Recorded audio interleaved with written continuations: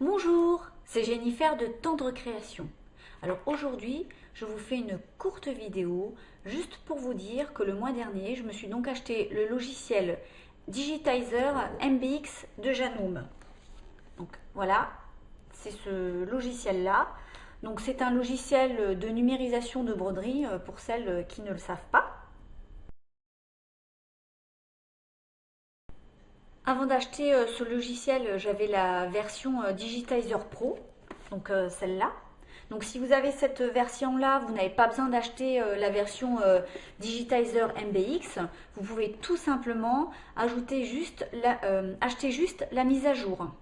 La nouvelle version MBX, c'est très bien parce qu'elle apporte quand même des nouvelles fonctions.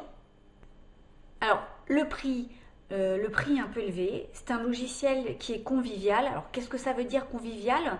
Ça veut dire que c'est un logiciel qui est facile à utiliser.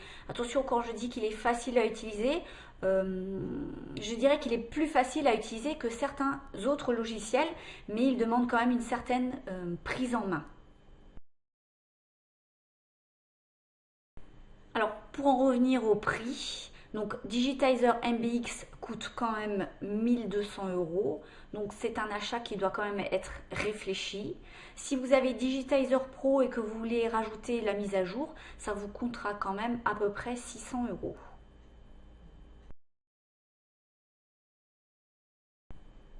Donc pour les nouveautés, je ne vais pas vous dire tout ce que fait Digitizer Pro. Je vais vous parler juste des nouveautés, donc de la fameuse mise à jour, de ce qui a été ajouté en plus de Digitizer Pro.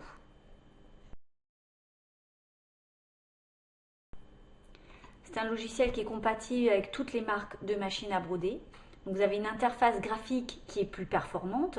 Ça permet de retravailler les dessins avant de passer à la broderie. Vous avez plus de police. Une fonction monogramme qui est beaucoup plus performante, comme une fonction appliquée d'ailleurs qui est beaucoup plus performante. Vous avez des nouvelles fonctions au niveau du patchwork et du quilting. Je n'ai pas encore testé ces fonctions-là.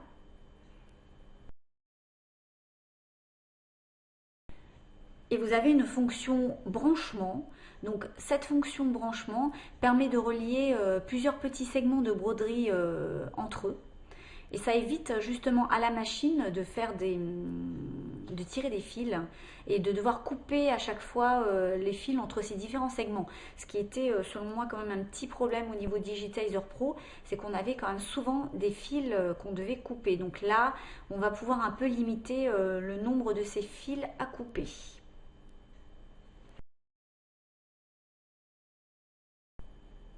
Donc je vous dis à bientôt. Je vais vous préparer une petite vidéo pour vous expliquer un peu le démarrage avec Digitizer MBX. Une des premières choses à faire avant de se servir de son logiciel. Voilà, je vous dis à bientôt. Au revoir.